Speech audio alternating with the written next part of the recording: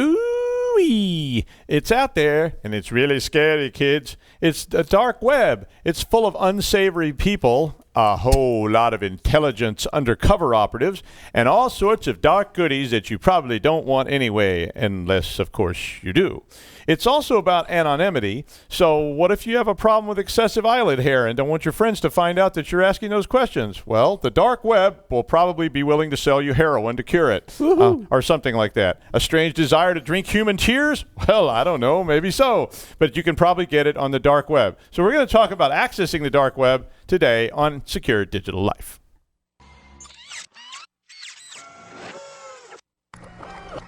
This is a Security Weekly production.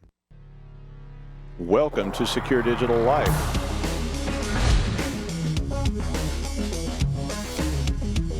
If your users are going to keep putting risky stuff on your machine, you're screwed. So Top can help us understand the complexity of blockchain. I was reading through the show notes, man. Oof. In binary, it would be 001. Who cares? But it's probably not significant anyway. Like you're looking out through the HAL dot, like, oh, hey, Dave. It's like Sims, but with, It would be like Sims. Instead of AI, it's only.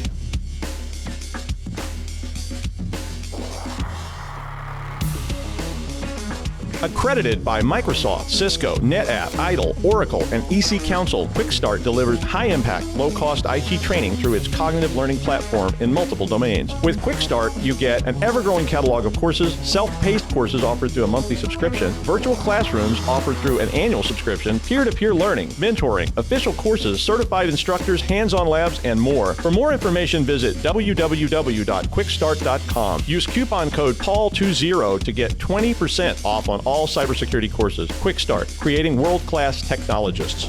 Considering a career in IT but not sure where to start? Start for free with IT Pro TV. Access more than 65 hours of IT training for free, no credit card required, with a free membership. When you're ready for more, explore the full IT Pro TV library, including training for CompTIA, Cisco, Microsoft, Apple, and more. Learn IT, pass your certs, and get a great job. Start your free IT Pro TV membership today. Visit www.securedigitallife.com/IT Pro TV. You should register for our upcoming webcasts by going to securityweekly.com/webcasts. If you have missed any of our previously recorded webcasts, you can find our on-demand library at securityweekly.com/on-demand. Also, you can now submit your suggestions for guests in our recently released guest suggestion form. Go to securityweekly.com/wait for it, guests, and enter your suggestions. So for once, somebody actually built like a website that actually makes sense. So like, when you want to register a guest, you need go to a / XO5375. Yeah, it's just, I always see that. I'm like, why didn't you just name it guest? But see, it was named guest. So, yeah, so absolutely. If you want any of that kind of stuff, or use a link shortener like Bitly or Google. Well, nobody ever remembers those though. It's like that's the only problem with Bitly is like it's like nobody can remember it. It's like it's good for a link, but it's hard to tell people what to go to. So and then you see those old-fashioned ones like / %, E507. Yeah, I see that. Capital E. That means you're old if you're giving people. I had somebody trying to give me a link like that the other day. Oh. Yeah, I was like, dude, email it to me. I'll click it. It's probably not malware, right? Yeah, probably. Or it could be malware.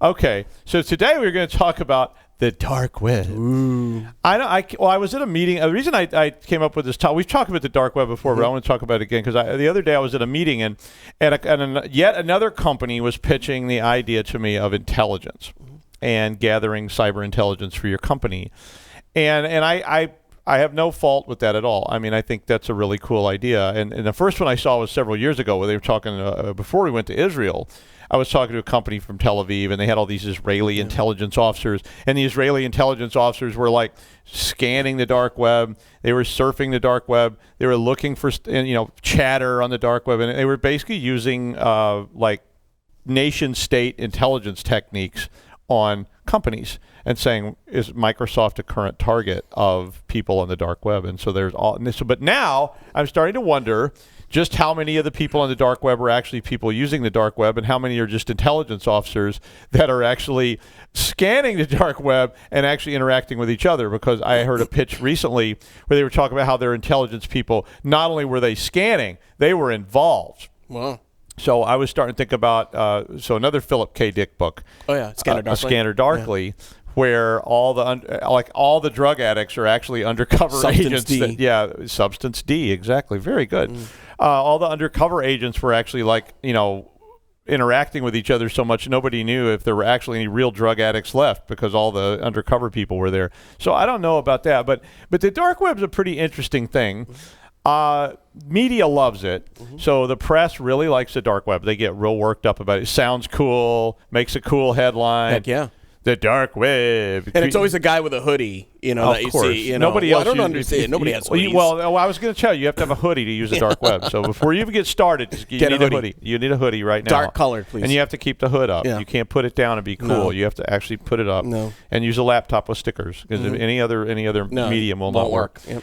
Now, the bottom line is the dark web is no different than the regular old interwebs that you use every day. I mean, when you go to CNN.com or you go wherever, this is the same network. So when I first was reading about it a long time ago, I actually thought it was some different network, that it was like Internet 2 or the Chinese Internet or any of these other private networks that were set up, but it's not. So before you get too worked up, that it's the same old thing.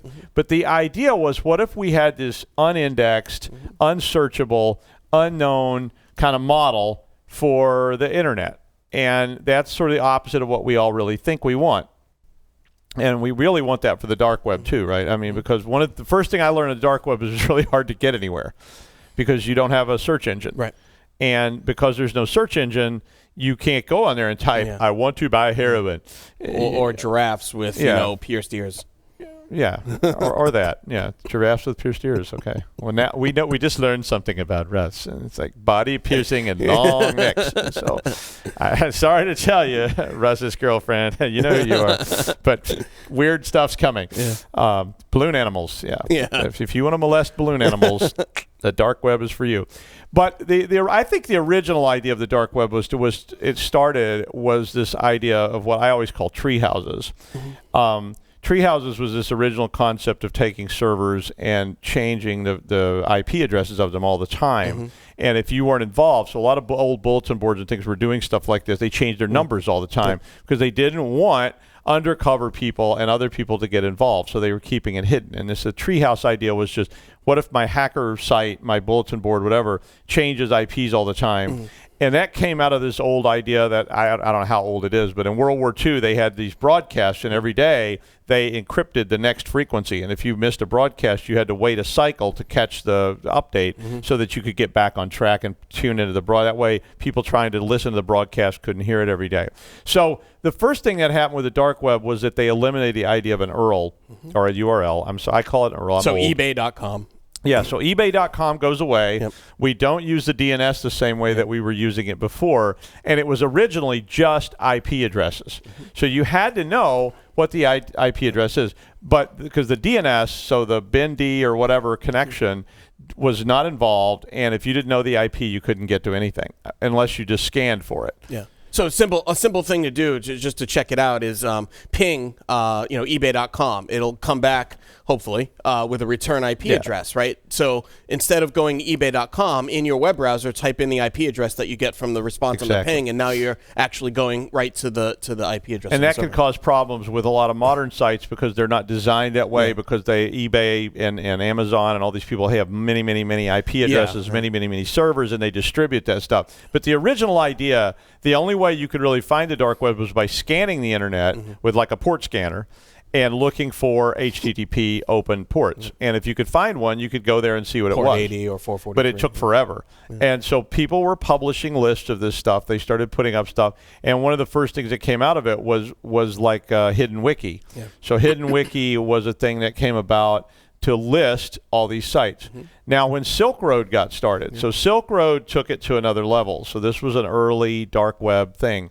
And Silk Web was a interactive merchant, I don't know what. It's like a black market marketplace kind of thing. was the word. An interactive marketplace, so a website where you could sell whatever you wanted to sell. Yeah. And people could buy whatever they wanted to buy. And they literally were selling guns, drugs, and child porn, yeah. snuff films, you name it. If it was illegal, they were into selling it. And some people are very big on this kind of stuff. I mean, I don't even mean necessarily they want to buy that stuff, but they're very big on this idea that we shouldn't have rules, that we shouldn't have laws telling us what we can have or we can't have. You know, you want to buy a machine gun that fires, incendiary bullets, you ought to be able to buy it and carry it around in your car. Yep. And other people don't think that's such a great idea, but we won't get into the politics of that. But that was sort of where this came from. And the idea was that also as a participant, as a surfer, your identity was theoretically anonymous.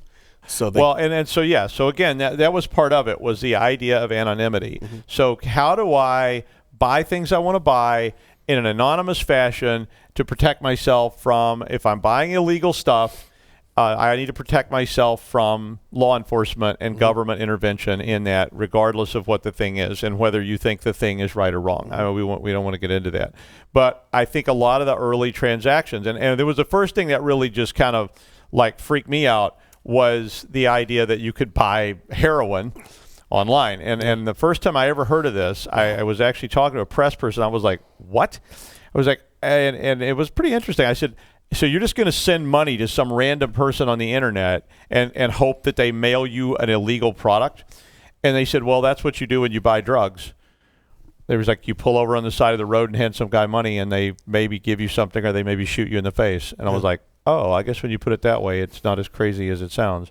But that was sort of I think where it came from, was just, I want to be anonymous. I want to buy things. I want to search for things anonymously. And at the time when it first started, there weren't a lot of browsers that supported this kind of stuff. But the second part of this then, so that you could be anonymous, and it's a mandatory thing, was that you use Tor browser. And if you don't know what Tor browser is, it's torproject.org.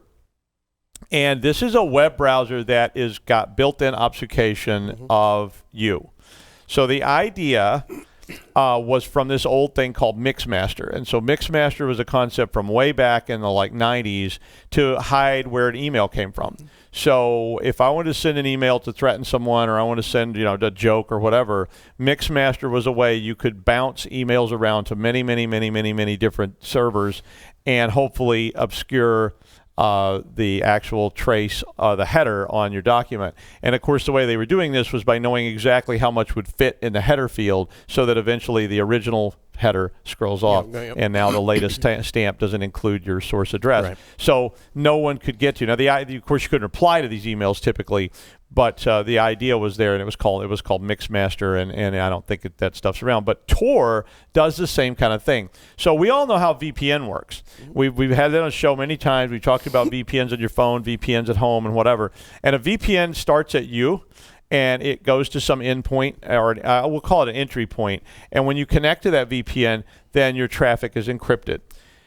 Theoretically, that also obscures your IP address. So even if you're not using Tor, you're just using a regular old VPN, your IP source is obscured, because the IP source that's seen by the server sees the exit point from the VPN. So whatever VPN, and that's why if you use Netflix or something, they started blocking that, because a few years ago, you probably heard me on the show say, I was in China, we went to watch Netflix, we used a VPN and set our endpoint to London. Yep. Today, Hulu, Netflix, Amazon all block you if you use certain points. Now, of course, the VPNs change their endpoints all the time so that they have a difficult time blocking that. Tor takes all this a step further. It connects your desktop. So this is a end-to-point hybrid type VPN. And it starts at your desktop. It encrypts all the traffic from there. So even on your local network, now it's encrypted. And you connect to a Tor service that's random. So Tor picks one at random when it comes up. The browser itself is supposedly secure. Read the docs. If you want to install Tor, be sure you read the docs and make sure you understand the Tor Onion network and how it works, because you may think you're anonymous and you're not, and they'll tell you that right in the docs, that if you don't set this up correctly, you're not anonymous. Theoretically, on your local machine. Tor doesn't restore, it doesn't save any cookies. It doesn't save any caching history. It doesn't save any browser history or anything else. It's all supposedly a way you can look at stuff that maybe you don't want other people seeing that you're looking at on your local machine. Then that VPN is formed, and numerous other VPNs are formed. So you end up with this long, circuitous way to get to an exit point. And at the exit point, you will actually be on the regular internet. So if you took this and you just try to connect to my server, say, I should not be able to see where that traffic actually came from, and I can also not see where that traffic is replying to. That's the theory anyway. So Tor is maintaining this whole very elaborate thing. Now, as you might guess, that's slower than a normal connection. Yeah. But once you do that, you actually, if you have it all set up correctly, you should have a secure local site. You should have a secure connection. All your traffic should be encrypted, and a site should not be able to see where the traffic came from. And sites on the dark web, .onion sites, are often have that extension on them. If they have an extension, will usually, theoretically, only accept traffic from Tor. Yeah. So they don't accept traffic from anywhere else. At least that's what they say. Now, I'm guessing you're dealing with pirate networks and all this kind of stuff, that all bets are off, and that there's probably still tons of servers out there in the world that are not dark web servers, even though they're acting like dark web servers, and people still set up these tree houses all over the place because they want a way to communicate with people, exchange information with people that maybe is not so legit. A very common thing for this was exchanging torrents. So people that want to pirate music, they want to pirate games, they want to sell cracked games and cracked software are often out there with these kind of sites as well. And finding them is certainly a trick in my experience. And then if you do find them, well, good luck. It's kind of goofy. And it's great that you said theoretically in terms of anonymity, because we know, based on relatively recent, in the past half a decade, that the founder of the original Silk Road was found by the federal government. And is in jail. Yeah, and is in jail. And how that happened, I'm not too sure of the specifics of. But if it was supposed to be anonymous, then how did he get in trouble? Well, and found out. Tor browser does not support UDP. Yeah. So UDP, connectionless protocol, it only supports TCP. So if you have a TCP connection, there are replies. Now, supposedly Tor manages all these replies, and again, because you can't see that on your local server, so the person that you're talking to can't see in their log. They just see a reply going back to a Tor exit point, and then they would have to get into those Tor devices, and I'll talk a little bit about that at the end. When I had some other stuff about that. But theoretically, anyway, Tor does protect your identity to some degree. How well you do that, I don't know. And that gets into this whole undercover thing. So a lot of people are on the dark web. I would guess there's police agencies on the dark web. There are intelligence collection agencies on the dark web, and there are private companies collecting intelligence on the dark web. I don't know that the police couldn't set up a fake server out there and try to get information from you. There are certainly sites that are very anonymous. One of the things that you would have to have in order to use the dark web is Bitcoin or something of that ilk. So Bitcoin, Ethereum, I don't know, what is there, like 1 million of those now? Yeah, I mean, Ethereum, Bitcoin, any kind of cryptocurrency. The interesting thing about that was, as the rise of Bitcoin happened, where you saw like this sort of meteoric, increase in its value, how is its now decline, right? I mean, we can say that it's gone the other way now, which we kind of knew was going to happen. How is that going to affect business or commerce on the dark web? Well, I mean, I think if you just need Bitcoin, and if it was easy enough to get Bitcoin, which it's not. It's not. No. I've tried. You have to go to an exchange. You have to go to an exchange. You have to take cash money. It's like trying to get a money order or something. Yeah. It's not simple. And then exchanges themselves fall, like Mt. Vox, right? The guy died. Yeah. The guy died who invented the Bitcoin and nobody exchange. Can get into it. Yeah. And now there's $100 million or something like that of Bitcoin missing. Yeah, and nobody can get that. I mean, all these concerns I've had about cryptocurrencies ever since they started, I think still persist today. Their value can vary wildly. Getting it is not necessarily easy. But it is like a money order. So if you did want to buy something on the dark web, you would have to go acquire some cryptocurrency that they would accept, and they do list what they accept on different exchanges on the dark. The last time I went on the dark web, I was, most of them took Bitcoin and Ethereum. There were others listed that they would take, but not all of them took everything. And so now you would have to take some money, get the Bitcoin, and go on a site. So one of the questions that I got asked by the media was, why do you need to be anonymous? And, my answer to that was, well, I don't need to be. I think if you're not really doing so, and now we're going to get into a whole political thing, but we should talk about or a little ethics, bit. There's definitely a hacker concept of you need anonymity. You need to protect yourself from the powers that be and what have you. And certainly a lot of hacker groups and hacker clubs wanted to do this.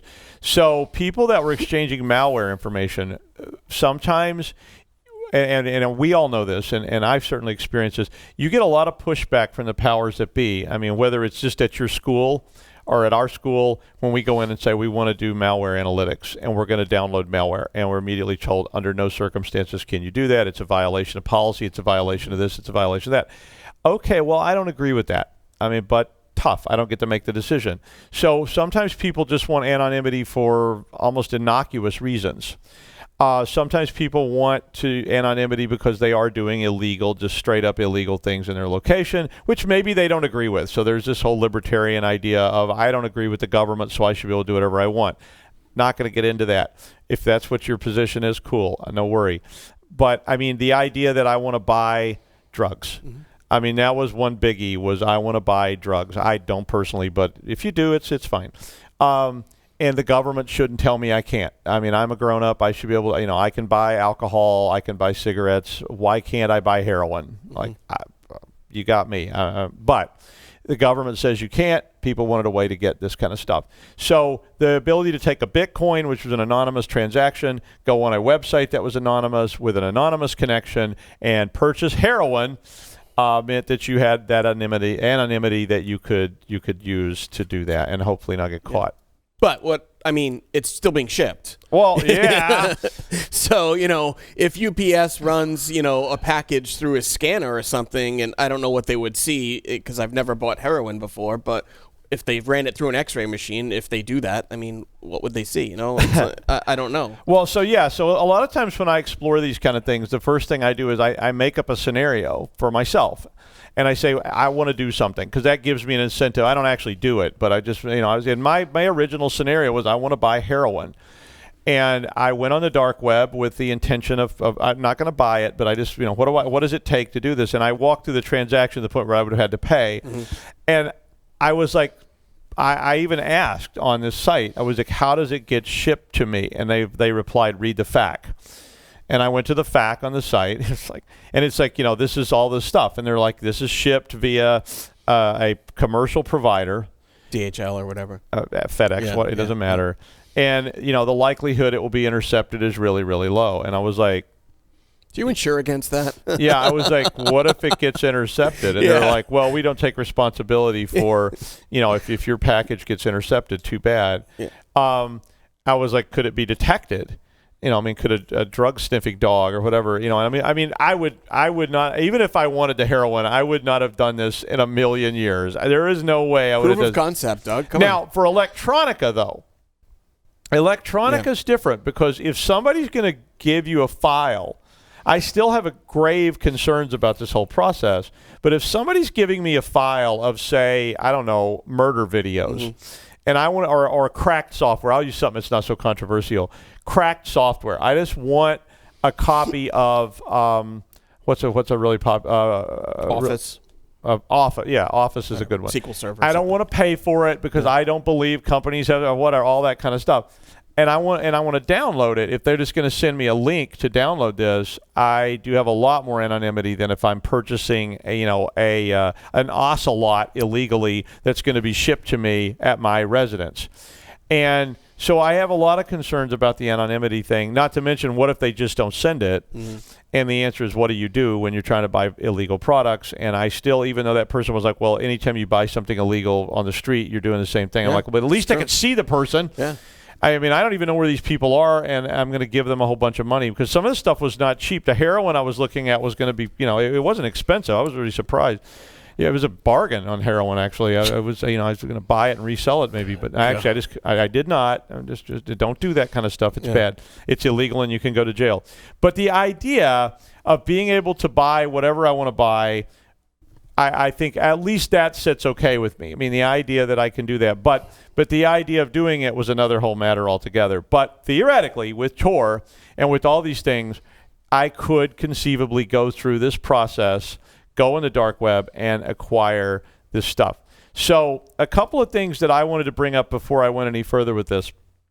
If you think you're going to do this, I strongly encourage you to do several things to do it, even if you're just doing it for pure interest, academic type purposes.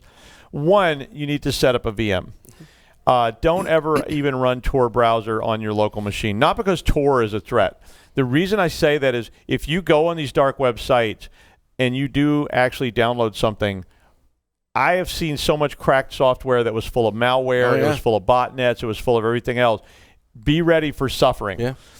So I would say set up a VM. Oracle VBox is free. I mean, it doesn't have to be a VMware machine, but some kind of virtual machine. It could be a Docker. It can be whatever you want it to be, but something that you can template. So set it up, get Tor set up on it, and then test Tor. Set up a web server and connect to it with Tor and look at the logs. Make sure that you're using Tor correctly if you're going to do this. And Tor actually provides you with all the documentation on what you need to do that. Set up your own, like a fake email. I never use anything that has anything identifiable on it with any. Even I do this if I go to a site. I went to a site the other day, which is a purely commercial site. I wanted to download something. They want to get my email address and my home phone number and everything else. And I often use my blindguymcsqueezy.com email address. I have no idea what blind guy McSqueezy means, but it was in my search history once, and I was like, why is that there? What the heck? Yeah, I don't know how that got there, but it was such a cool name. I registered the domain. But check it out. Get a fake email, but it's a real email. So I actually can get those emails, but I never put them on my machine. I get them on an ISP. So I go to the ISP and get them, and then I can actually see I don't ever put that stuff on my local machine. And once you have all that set up, then you can save that VM. You can open a virtual box or whatever you want to use. Save the VM, make it a template, and use it. And every time you want to use the dark web, create a new instance. Use just that VM, and when you're done, wipe it and delete it from the drive, and then go back to your template and start over. I never use one more than once. I treat it as if it's the most contaminated thing on earth. Shred the file. Don't just delete it. Shred it. Yeah, I mean, I don't necessarily have to shred it, but I make sure I delete it off the disk, and I'm not worried about somebody finding it because I'm not trying to be hidden. I don't care. I just don't want to get infected, and I don't want somebody tracing it back to me. If you are doing something you don't want anybody to see, you better shred the files. Shredding means you go on the disk and actually overwrite where the file was stored and where the VM was stored, because somebody can actually go in there and recover that. So that's the first part of this whole thing. So, but how do I get information from you then if I'm trying to get you on Tor? And this is where they get you. So this is illegal advice. But the one way they get you is by getting you to give information. So if someone asks you to give them a credit card number or your personal information, and often people don't do this initially, but I've seen this over and over in like child porn cases and things like that, where people then, they got carried away. They started uploading stuff. They started putting identifiers in there because they're really into it. They trust the site and whatever. So if somebody on the dark web starts trying to get you to give them information, they could definitely trace you with that. So if you go in there, log in, and use your name, use your email address, use a credit card, or PayPal or anything else, all of a sudden you may have this. So if you are going to do this stuff, you may want to scrub yourself very carefully. And I'm going to switch it around a little. If you're an undercover operative, and I've seen this a couple times, please scrub your site. don't go on here trying to be an undercover operative and then, it's got like a link down at the bottom to like your organization, and you can see plain as day that it says Scully at FBI.gov on the bottom. And you see that Red kind flag. of stuff. Yeah, and you could really get in a lot of trouble. The other one I've seen that I think is doing this is getting you to switch out of Tor, saying reconnect using Chrome. Yeah. And so you're wanting to really see that thing you're wanting to see, and you're busy with that. You really want that heroin because you're addicted to it, and it says, we can't accept this connection. Click this link and switch to Chrome, and then all of a sudden, boom, you're wide open, and you may not even have realized that you've just switched. Again, that won't happen if you're using a VM. You don't install Chrome on the VM, and that way it'll keep you from doing that kind of stuff. The other piece of this is that the FBI can obtain warrants to hack Tor relays. There was a court case about this, and that means they can get a warrant to go to these sites and hack them, not break in, but hack the sites. And so that means if they break into the Tor relay, they can recover the logs from there showing all the connectivity. So is this going to be a good way to do illegal stuff? No, but I don't want you doing illegal stuff anyway. But if you're just trying to be anonymous, yeah, it's probably pretty reasonable. But again, if you're trying to be anonymous, I wouldn't assume anything is ever going to be perfectly anonymous. You put it out there. If somebody gets on the site and they pull all the information down, your stuff may be there, and it may be able to trace that back to that original IP. But don't do illegal stuff anyway. I mean, it's fine to be anonymous, but look, don't go do that. The other part of this is, how do I get to any of this kind of stuff? They don't allow the spiders to index the site. So if you know about indexing websites, if you put up a website today, if I put up blindguymcsqueezy.com, within minutes, Google and Bing and other browsers, DuckDuckGo and all those are going to actually crawl my site. They're going to crawl all the links on my site and find all the pages that I have and put that into their giant database of sites. But the dark web is not like that. So how do you actually find these things? Well, there's not an official search engine, but there is one called Graham that runs. It doesn't work very well because nothing's indexed. So it relies on people putting stuff in there, which changes all the time. So that isn't really your best bet, probably. The other, of course, is to go, if you can actually find a site, there are dark web sites that list dark web sites. So if you can find one, they're putting stuff on there. Usually the names don't exist. Silk Road, Alpha Bay, all those never existed on there. They had real flaky URLs that they put up. Hidden Wiki does have a lot of lists. When I was doing it, I just made lots of notes. I would find one site. A lot of times the dark website I was on would have a list of other dark websites, so I could get the list. Most of the links I would check were broken and they did not work, and it took a lot of time to surf. Obviously, if you do this a lot, you can develop your expertise and you'll get a feel for it. The more I did it, the more comfortable I got with how it was working. I started to get a feel for it, and I was a lot faster. So I'm sure intelligence gathering people work on this a lot. But basically, you can go to hiddenwiki.org and check that out, and they will show you lists of these things. But you should be careful. Don't assume you're anonymous. If you pay for things in the dark web, probably assume you won't get them, so I wouldn't start spending all your money. If that pound of iguana meat that you really, really, really wanted to get, they probably don't have a customer service department on the illegal iguana meat sales. And if they do, don't call it. Yeah, if you call it and they answer, FBI Iguana Meat Investigation Division, it's probably not the best to go ahead and confess to a bunch of crime. Please don't do illegal stuff anyway. But if you are just browsing for fun, use a virtual machine without a doubt. You must use Tor browser. I would test Tor before I ever even consider doing this. Make sure that you're as anonymous as you think you are. Create anonymous email addresses or throwaway email addresses. I usually just set one up. I use it a few times and then I get rid of it, and I just change it to some other random name. It has to be a real domain, though. If you put in fake emails, they obviously send you links or whatever. But if you buy anything on the dark web, well, good luck. I would never give anybody any personal information there. Nope. I would not register on there. Most of them didn't expect you to register. The ones I went to just literally had listings of drugs, and some of them were guns.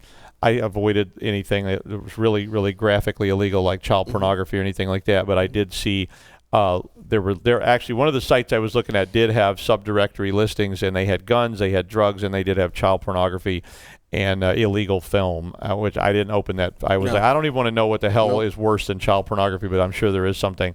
But I was looking at the drug site. It literally, I was like, what? It was just like, here it is, heroin. Good old Silk. It wasn't actually Silk Road, the voice in my head just said, but Silk Road was one of the original ones for that. I was on some IP address, and I was like, so I'm going to send this guy $500 in Bitcoin, and they're going to send me a bunch of heroin. And I was like, yeah, okay. I mean, at some point, I would have to tell them where to send it, right? Yeah, right. That was the part that was worrying me. Not that I wanted heroin anyway, but I was like, I get to this point. I went all the way through the order. I had the shopping cart. I was ready to hit, I was at the point I could hit buy. And I was thinking, so where are they going to send it? Like, I put my neighbor's house down or something and try to get the package before they pick it up and go, hey, what's this? It's like some powdery, like, oh, wow, heroin. Yay.